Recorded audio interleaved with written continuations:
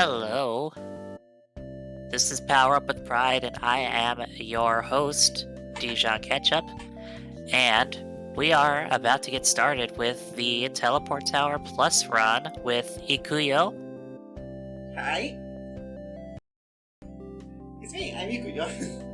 Allegedly, yeah, this is Teleportower Plus, and this is a small 3-word Japanese game released in 2011. As the name implies, for those who are not familiar with the old convention of renaming games, this is actually not the original game. The original game Teleportower was released just 1 year prior, and this is kind of an upgraded, ultimate, definitive edition, tournament edition release that has a bunch of features that sadly we're not gonna get to show here.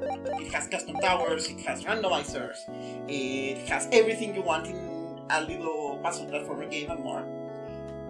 But today we're here to beat all 10 towers of this game. The run is pretty short and I'm gonna be doing the explanations as the rest goes. Time starts as soon as I hit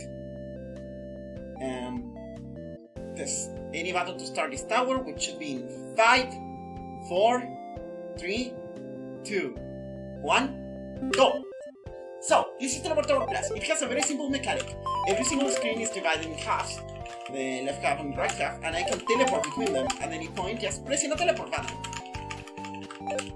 And the objective is to make it to the gem at the end of every level. The game has 10 towers, which we're gonna beat all 10 in this category, each of them built of 10 sub-levels each. We can grab ledges, we can jump, we can teleport, and that's it. Our character moves pretty fast when it comes to moving horizontally, however, they are pretty slow when it comes to falling. The fall speed is actually high, but the gravity is very low. Additionally, the camera actually starts moving as soon as we gain control, or rather the other way around, we gain control as soon as the camera starts scrolling up. So in some sections you're gonna see that I'm already moving even before the camera fully sets in. That makes some specific levels like level 12 that you briefly saw earlier a lot harder to time correctly.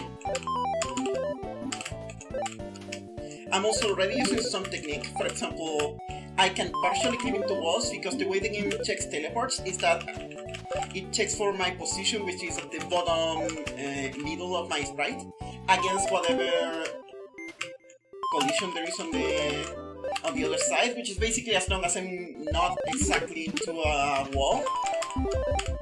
And as long as I'm not, I can actually clip into a wall, but I can then be pushed by my hitbox because my character still has a hitbox, and therefore I can use that to get some small wall clips, even wall clips, as we'll hopefully see later. The game also has coyote time. It has a couple of frames where I can jump without actually being on ground as soon as I'm on ground. Because of the way the character moves, you're gonna see a couple of tweaks in my movement. For example, you will see that every time I have to jump, I will either start falling as soon as possible, or you will see me go make a little jumpy before in order to build the speed, if I have enough time to do it. In this section we introduce the second kind of teleportation, which is those portals. Every time you see a portal of a color, if I try to teleport into it, instead of teleporting to the other side of the screen, I teleport to the corresponding teleport.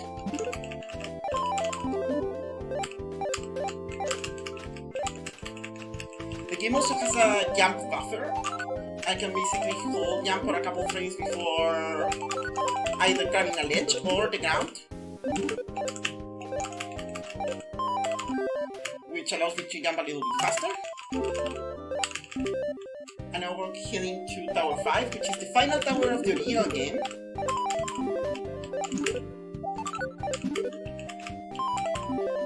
By the way, the gold record for this specific category is around at 333 by me. I currently hold almost all world records of this game. I think I don't hold record in like 2 of the ILs, and that's about it. I started running this game some long time ago after a friend showed it to me in a blind race. I got last in the blind race, but since then I just had to pick up the game.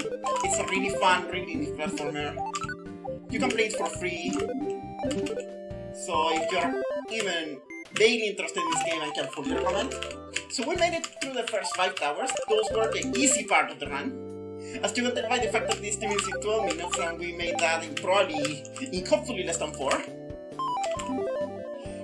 The next 5 towers get a lot more intricate and labyrinth-like. They also will throw red herrings at you, thinking that you made it through a solution, only to very late realize that you were in the completely wrong path.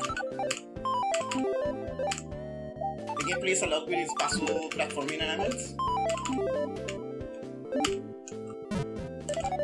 Okay, took that corner too tight and tight. We're gonna pick it a little bit safer.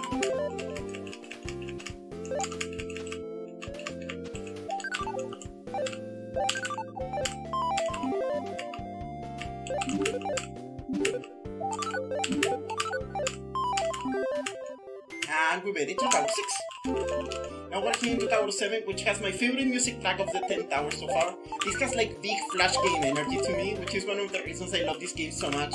This is like one of those games I could find in those old bad websites with a ton of like flash games.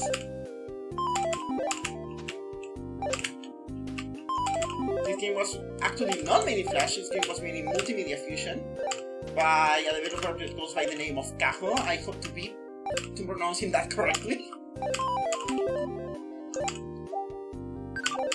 I could try getting in touch with them, however they are a Japanese speaker and I am not, so that makes things a little bit more complicated.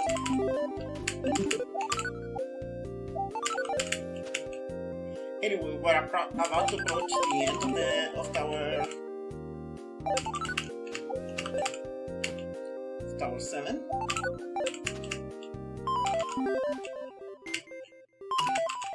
That was the end of Tower 7. And we're getting to Tower 8, but we are actually gonna start doing some really fun stuff. So, this game is a little bit past it, but you haven't seen it yet. And you won't see it yet, but we can ground warp. Why can we ground warp in this game? Because teleporting takes 2 frames.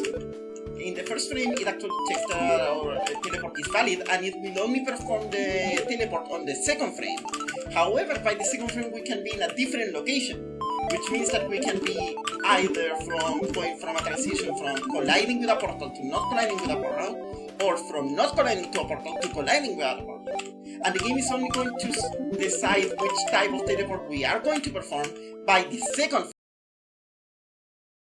frame, not by the first. We're gonna make big use of that later to skip some of the later levels.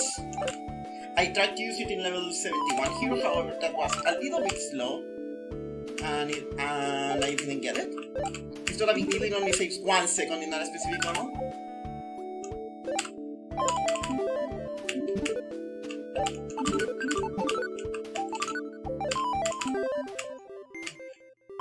And here we're gonna get into Tower 9, which has some of the trickiest, most fun platforming in the run.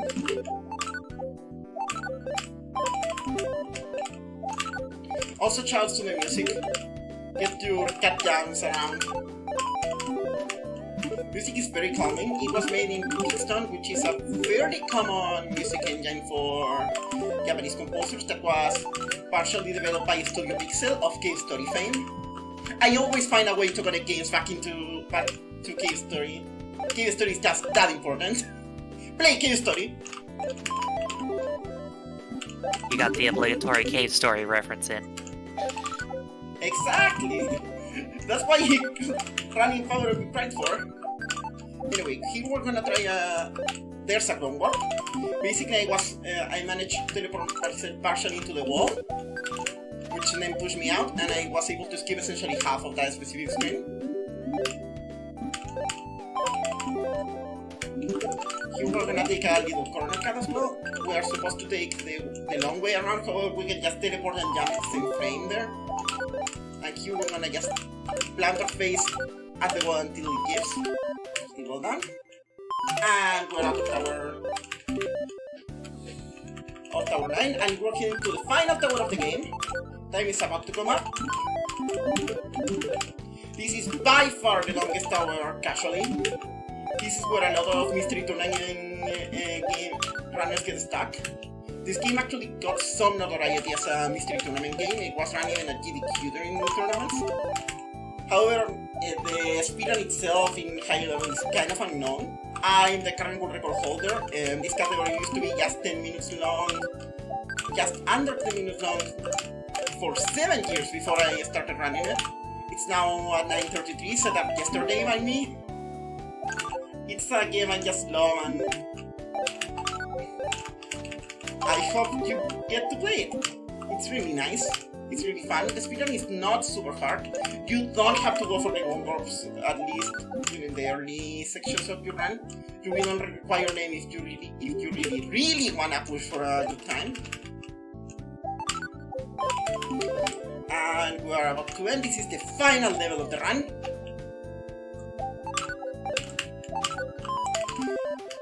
And time!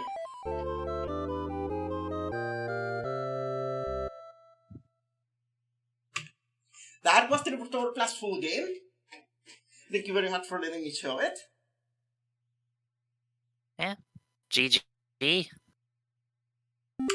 was amazing. What was the time? Yeah, it looks like 9:34. Wow, that would have been world record as of 2 days ago. So yeah, thank you very much. That was Teleportower Plus. If you wanna play it, it's a little bit hard to find. However, you can find an uploaded copy on speedrun.com. The game is freeware, shareware basically, so it was perfectly legal to upload it. We have been trying to get in touch with the developer, as we mentioned. It includes a level editor, it includes a tower editor. You can make a bunch of cool levels with it. Maybe one day I'll get to show some of the extra content that the game has to offer. But for now, this is just Teleportower Plus. Thank you very much.